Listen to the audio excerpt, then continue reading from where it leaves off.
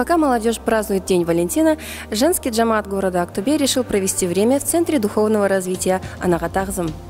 Бүгін бұл жерге әйел жамағатына кеңес беру үшін білім беру, құқықтану, психология, кәсіп және жұмыспен қамту орталығының мамандары келді. Женщины могут получить ответы на интересующие вопросы и получить грамотную консультацию специалистов.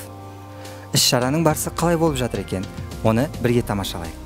14 февраля в 10 часов утра Центром Ихсан был проведен День открытых дверей по заказу Управления по делам религии Актюбинской области. Присутствующие узнали о запланированном мероприятии через социальные сети и знакомых. По их словам, одним из актуальных проблем женского сообщества является безработица, отсутствие возможности развить бизнес и другие проблемы.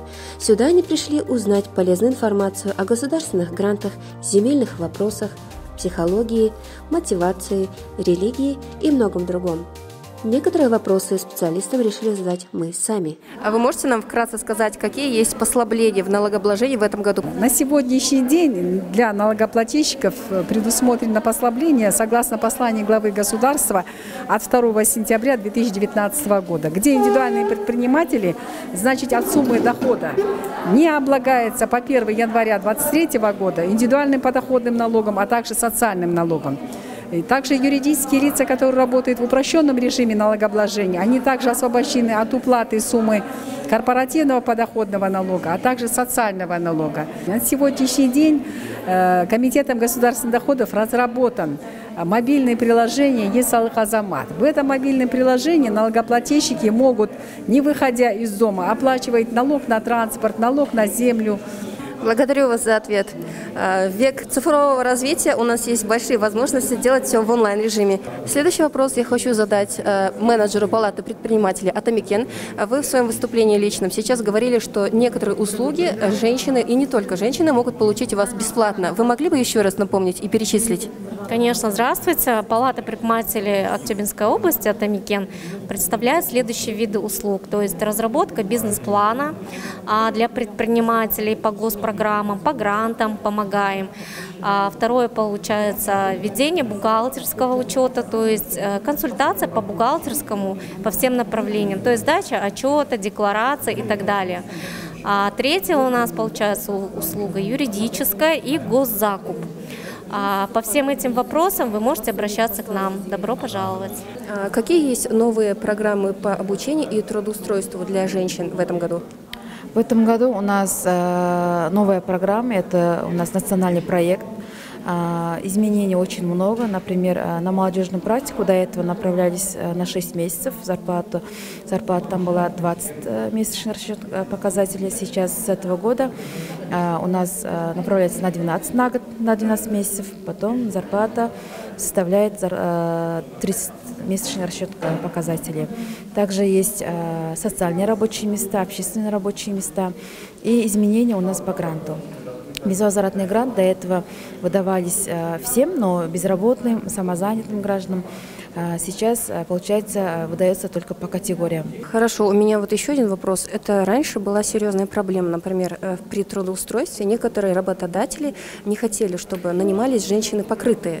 А как вы видите, сегодня к нам много покрытых женщин, и это может быть до сих пор иногда, сейчас уже меньше, но проблема остается. Как вы можете мне на это ответить? Есть работодатели, швеи, например, они сами обучают, сами принимают безработных.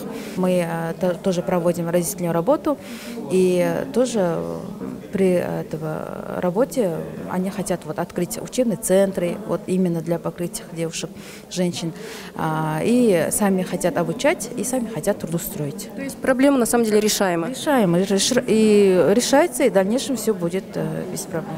Сегодня в основном женщины здесь собрались для того, чтобы задать вопросы касательно земли, касательно налогов, может кто-то по бизнесу хотел вопрос задать. В общем-то, это все земные дела. А что касается духовного, какие вопросы касательно теологии у вас сегодня спрашивали?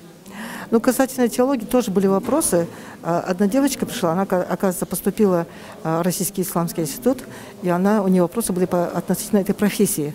И она очень заинтересовалась и была удивлена, что мы приглашаем на такие мероприятия женщин, многодетных матерей, и они могут всесторонне получить различные вопросы. И в духовном отношении человек без духовного начала – это наш стержень. Остальное все земное решится, если человек духовно удовлетворен, духовно богат. Қазіргі әйелдер жамағатында психология жағынан қандай мәселелер өзекті болып табылады? Енді әйел адамдар көбінесе өздерінің балаларына қатысты психологиялық сұрақтарды өте көп қояды. Бала тәрбиесі, баланың даму ерекшеліктері, психологиялық даму ерекшеліктері туралы, қыз бала тәрбиесінде психологияда не ескеруіміз керек, ұл балада деген сияқты осындай мәселелермен көп сауалдар қояды. Қазіргі жасөспірімдер, білесіздер, ақпарат пен техника дамып жатқан заманда еліктеушілік өте жоғары. Бала өзінің әлсіз, әлі толық дамымаған санасымен мынау болады, мынау болмайды деп әлі оң солын толық ажырата алмайды. Сондықтан да бұл жерде күш ата-анаға түседі. Ата-ана барынша баланың да деңгейіне түсіп, өгізді де өлтірмей, арбаны да сындырмай дейді ғой. Барынша бала психология жағында көбірек біліп, пайғамбарымыз саллаллаху да балалар тәрбиесіне не ескерген, осы нәрсені де ескеріп, балалардың жанын, психикасын жарақаттамайтындай жақсы бір тәрбие бере алса екен деймін. Сіз өз сұрақтарыңызға толықтай жауап ала алдыңыз ба осында келгелі? 100% деп айта алмаймын. Жаңағыдай жалпы хабарласамыз деп не істеді. Мен жалпы атамекенге байланысты сұрақпен келгенмін. Хабарласамыз деді, күтеміз. Рахмет.